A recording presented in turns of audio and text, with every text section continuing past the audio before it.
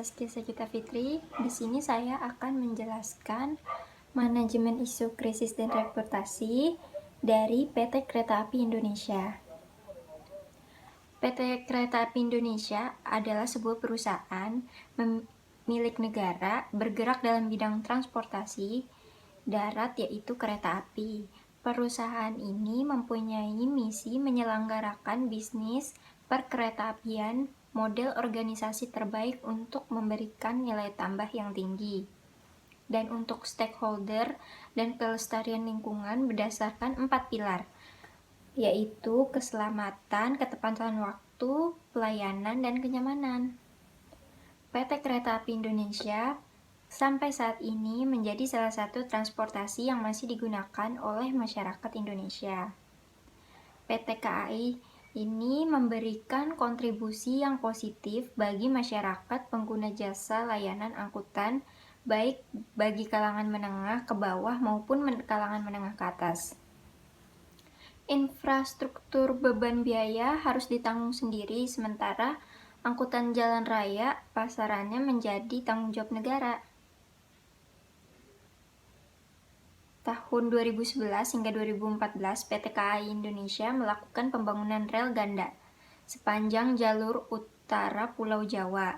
Pembangunan jalur ganda ini yang dilakukan oleh PT KAI tentunya membutuhkan tanah yang tidak sedikit dan serta membutuhkan pembebasan dan penertiban tanah guna kepentingan tersebut.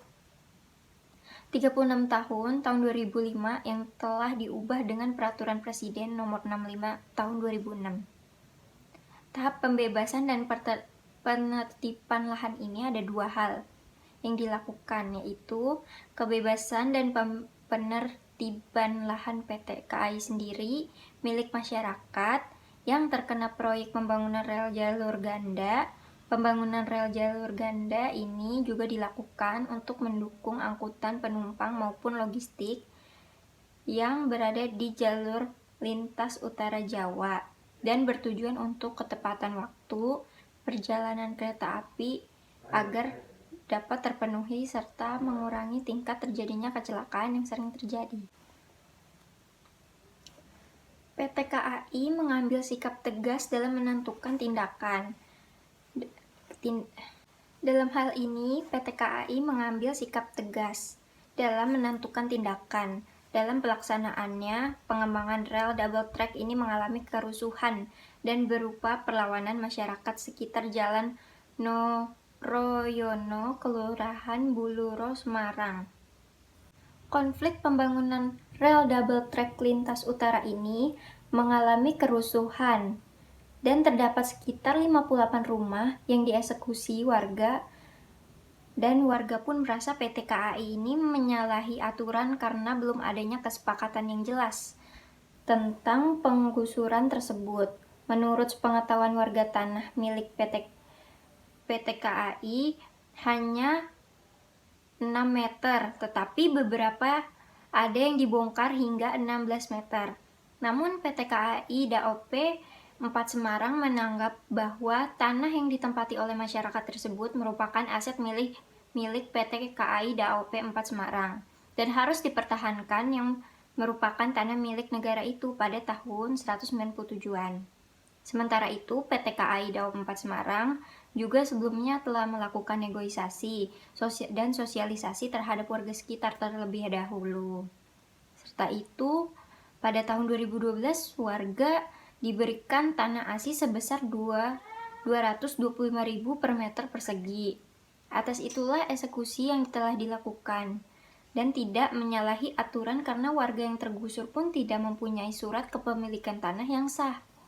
Dan dokumen juga yang ditunjukkan kepada penjabat BPN dinilai tidak berkekuatan hukum. Setelah pembangunan rel jalur ganda telah dilakukan, muncul kembali isu terkait soal ganti rugi yang belum terselesaikan. Profil perusahaan ini, yaitu Kereta Api Indonesia, adalah badan usaha milik negara yang menyediakan, mengatur, dan mengurus jasa angkutan kereta api yang ada di seluruh Indonesia. Layanan yang diberikan perusahaan ini meliputi angkutan barang dan penumpang. PT Kereta Api Indonesia adalah badan usaha milik negara. uang menyediakan untuk mengatur dan mengurus jasa angkutan kereta api di Indonesia. Layanan yang diberikan perusahaan ini meliputi angkutan barang dan penumpang. Pada akhir bulan Maret 2007, DPR mengesahkan revisi undang-undang yang isinya menegaskan bahwa investor swasta maupun pemerintah daerah diberikan kesempatan untuk mengelola jasa angkutan kereta api yang ada di Indonesia. Sesaat setelah Indonesia memproklamirkan kemerdekaan pada tanggal 17 Agustus 1945, AMKA atau bisa disebut Angkatan Modea Kereta Api mengambil alih kekuasaan perkeretaapian Indonesia dari Jepang pada tanggal 28 September tahun 1945. Kemudian diresmikan dan dideklarasikan bahwa Indonesia telah mengambil alih sepenuhnya kekuasaan perkeretaapian di Indonesia dari Jepang dan diterapkan sebagai Hari Kereta Api. Nah, di sini saya akan menjelaskan analisis SWOT dari PT KAI. Yang pertama ada strength. Strength, dengan mengetahui kekuatan PT KAI, kekuatan bisa diartikan segala kondisi yang menguntungkan untuk organisasi PT KAI. Yang pertama, kereta api merupakan transportasi yang banyak atau sering digunakan oleh masyarakat karena ekonomis dan bebas macet. Yang kedua, PT KAI sudah memiliki jalur yang cukup luas di Indonesia. Yang ketiga, monopoli di bidang perkereta apian karena satu-satunya yang terbesar di Indonesia. Yang keempat, memiliki aset lain berupa tanah pemerintah, tanah PT KAI, dan tanah potensial, dan juga tanah yang terkelola. Yang kelima, selain itu, angkutan umum dan barang PT KAI juga memiliki kereta wisata. Yang terakhir, PT KAI juga merupakan BUMN Persero yang paling sedikit sahamnya, 51% yang dimiliki oleh negara. Yang kedua, ada weakness, yaitu kelemahan. Dengan mengetahui kelemahan organisasi PT KAI, kelemahan pun bisa diartikan sebagai suatu kondisi yang merugikan untuk perusahaan ini. Yang pertama, masih bermasalah dalam keterlambatan dan ketepatan jadwal kedatangan kereta api. Yang kedua, masih ada kereta api tua yang beroperasi dan fasilitas yang rusak dibiarkan sehingga rawan kecelakaan. Yang ketiga, masih kurangnya meningkatkan keamanan dan pelayanan di stasiun atau gerbong. Yang kelima, masih kurangnya rangkaian gerbong dibandingkan dengan penumpang yang membuat sering kelebihan muatan di setiap gerbong yang ada. Dan yang ketiga ada opportunity, yaitu mengetahui kesempatan organisasi PT KAI bisa diartikan sebagai suatu hal yang bisa menguntungkan jika dilakukan, namun jika tidak diambil itu bisa merugikan ya, atau sebaliknya. Yang pertama, ada di wilayah Indonesia yang luas, bisa dioptimalkan dengan menambahkan akses kereta api di berbagai daerah.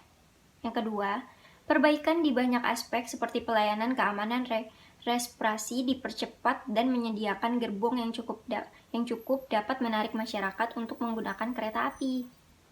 Yang ketiga, lebih dioptimalkan wisatawan untuk kereta api. Yang kelima, disosialisasikan dan dipermudah pemakaian untuk tiket online.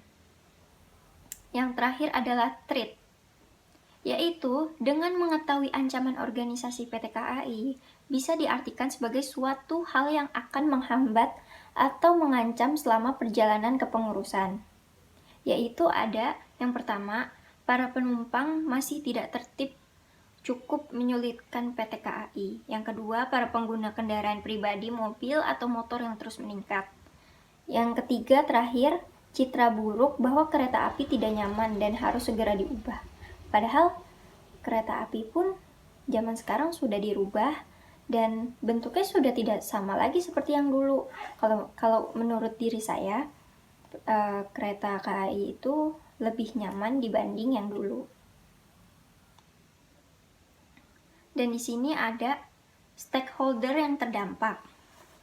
Stakeholder yang terdampak itu adalah yang pertama konsumen.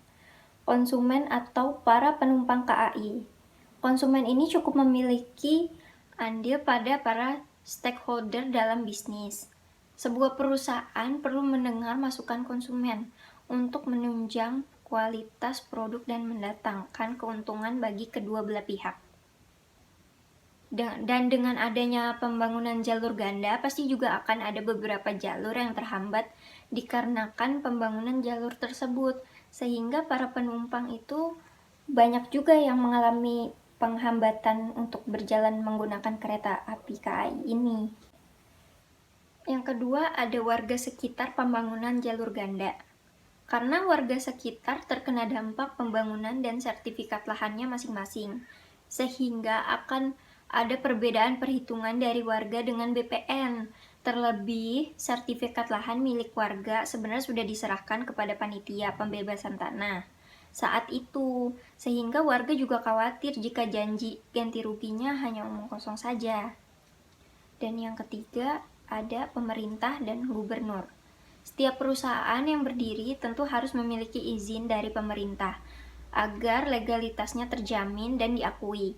Karena inilah peran pemerintah sebagai salah satu contoh stakeholder yang perlu diperhatikan.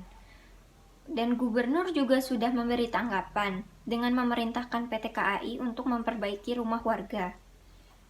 Jangankan memperbaiki rumah, sampai saat ini lahan warga saja belum diganti untuk tidak ada jawaban dari Balai Teknik maupun PT KAI. Itu tandasnya warga-warga kepada kepala gubernur. Dan yang terakhir ada perencanaan penyelesaian masalah. Manajemen yang baik adalah manajemen yang mampu mengidentifikasi dan menganalisis serta mengubah isu yang muncul untuk dijadikan sebagai potensi perusahaan untuk berkembang. Dan juga setiap perusahaan tentunya memiliki potensi isu. Hal ini tergantung pada pihak manajemen yang mengelola isu untuk dapat dimanfaatkan sebagai peluang atau sebaliknya. Perusahaan yang sering mendapatkan isu juga merupakan perusahaan yang keberadaannya memiliki pengaruh kelangsungan aktivitas masyarakat, sehingga memiliki potensi isu yang sangat besar. Ini kita juga perlu menyatakan atau mengungkapkan permasalahan yang terjadi secara spesifik. Ketika mengidentifikasikan suatu permasalahan, kita tuh tidak perlu membedakan antara fakta dan pendapat. Logikanya, kita tidak akan mendapatkan penyebab permasalahan yang valid jika kita tidak bisa membedakan di antara kedua tersebut. Pastikan untuk tidak terburu-buru dalam menentukan suatu solusi alternatif. Sertakan semua individu yang terlibat dalam menentukan solusi alternatif yang terbaik. Tentukan solusi alternatif yang sejalan dengan tujuan organisasi atau perusahaan PT KAI. Tentukan solusi alternatif untuk jangka pendek dan jangka yang panjang. Mengevaluasi solusi alternatif yang relatif terhadap standar target yang sudah ada. Kita juga perlu mengevaluasi semua solusi alternatif tanpa ada rasa. Maksudnya tanpa ada rasa bias yang membawa perasaan gitu. Jadi kalau sedang mengevaluasi kita juga harus tanpa ada rasa. Dan yang terakhir, kita perlu mengevaluasi solusi alternatif yang mungkin terbukti akan berhasil.